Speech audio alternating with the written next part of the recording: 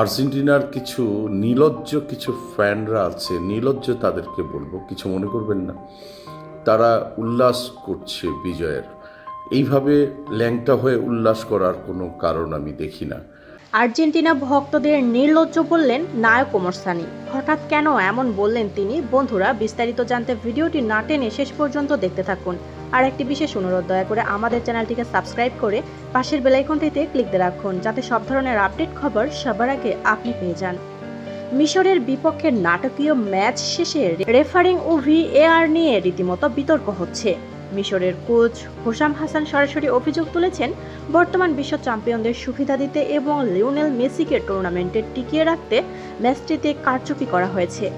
বিশ্বকাপে আর্জেন্টিনার নাটকীয় জয় ঘিরে যখন সামাজিক যোগাযোগ মাধ্যমে উল্লাস চলছে, তখন ভিন্ন সুরেই কথা বললেন ঢাকায় চলচ্চিত্রের অভিনেতা ওমর সানি। একটি ভিডিও বার্তায় তিনি ফিফার সমালোচনার পাশাপাশি আর্জেন্টিনার কিছু সমর্থকদের আচরণ নিয়েও ক্ষোভ প্রকাশ করেছেন। ভিডিওটিতে ওমর সানি বলেন, তিনি নিজেও ফুটবলের একজন অনুসারী এবং অভিনয়ে আসার আগে তিনি নিয়মিতই ফুটবল খেলতেন। দীর্ঘদিন ধরে বিশ্বকাপ দেখে আসছেন বলেও উল্লেখ করেন তিনি আরও অভিযোগ করেন, ফিফা ইরান ও মিশরের সঙ্গে অন্যায় করেছে।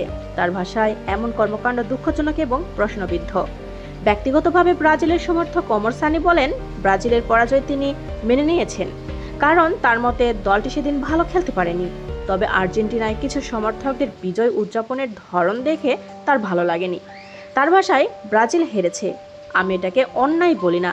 ব্রাজিল খারাপ খেলেছে, তাই হেরেছে, কিন্তু আর্জেন্টিনার কিছু নির্লজ্জ ভক্ত বিজয় উদযাপন করেছে। এভাবে উল্লাস করার কোনো কারণে আমি দেখি না। ভিডিওর আরেক অংশে ফিফাকে নিয়েও কঠোর মন্তব্য করেন এই অভিনেতা। তিনি দাবি করেন, বর্তমান পরিস্থিতি চলতে থাকলে ভবিষ্যতে ফিফাকে নানা প্রশ্নের মুখোমুখি হতে পারে।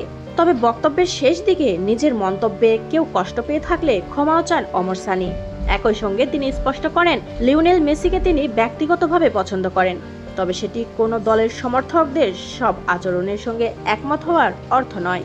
প্রিয় বন্ধুরা, আপনার পছন্দের দল কোনটি অবশ্যই কমেন্টস করে আমাদের জানিয়ে দিন। আর পরবর্তী আপডেট নিয়েও সবার আগে পেতে হলে আমাদের চ্যানেলটি সাবস্ক্রাইব করে পাশের বেল আইকনটি অন রাখুন।